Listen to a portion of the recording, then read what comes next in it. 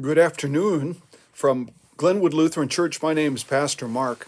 We get together today, and I'm going to read to you a little bit from three of the lessons for this coming weekend. First is from the Old Testament book of Exodus, chapter 24. The Lord said to Moses, "Come up to me on the mountain and wait there, and I will give you the tablets of stone with the law and the commandment which I've written for the Israelites' instruction." So Moses set out with his assistant Joshua, and Moses went up into the mountain of God. And there he has this incredible experience. And then from the Gospel of Matthew, the 17th chapter, 6 days later, Jesus took with him Peter and James and his brother John and led them up a high mountain by themselves. And he was transfigured before them, and his face shone like the sun, and his clothes became dazzling white. And suddenly there appeared to them Moses and Elijah, talking with him. Then Peter said to Jesus, "Lord, it's good for us to be here. If you wish, I'll make 3 dwellings here, one for you, one for Moses, and one for Elijah." And while he was still speaking, suddenly a bright cloud overshadowed them, and from the cloud a voice said, "This is my Son, the beloved. With him I'm well pleased. Listen to him." And then finally from a New Testament epistle, the second letter to Peter. "For we did not follow cleverly devised myths when we made known to you the power and the coming of our Lord Jesus Christ, but we had been eyewitnesses of his majesty.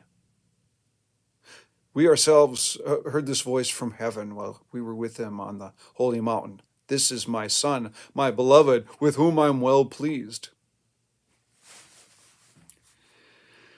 I must admit I haven't had those types of mountaintop experiences, although I have had something strangely familiar to it.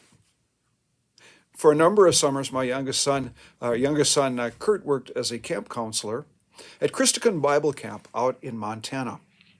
And part of what they did is they took kids and adults backpacking up in the mountains. But the camp base was 4,500 feet up in a mountain valley with no cell service and only a computer and a phone line.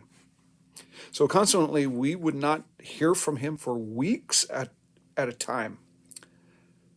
But occasionally, out of the blue, our phone would ring, and it was Kurt. And we'd say, "Where are you, Kurt?"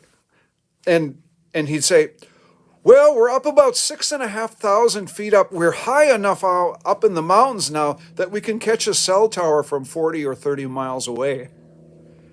It was their mountaintop experience when they could go up that high and place a cell phone call to a family or to a girlfriend or somebody that they knew. And so it was a mountaintop experience for us when we got to touch base with him that way. Well, wherever your mountaintop may be, whether it's on the top of the ridge looking west over the lake as the sun is setting, or whether it's waiting for those summer evenings when you can sit out on the dock or be in the boat, or whether that mountaintop experience is when you can dig in the garden and plant, may God be with you in it, keeping in mind this one thing. Jesus told the disciples to tell no one about the vision that they had until after the Son of Man had been raised from the dead. And we live in that time. Christ is raised that we might tell others about him.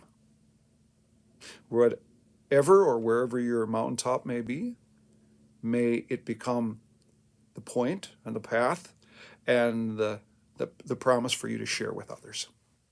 God bless you all this week.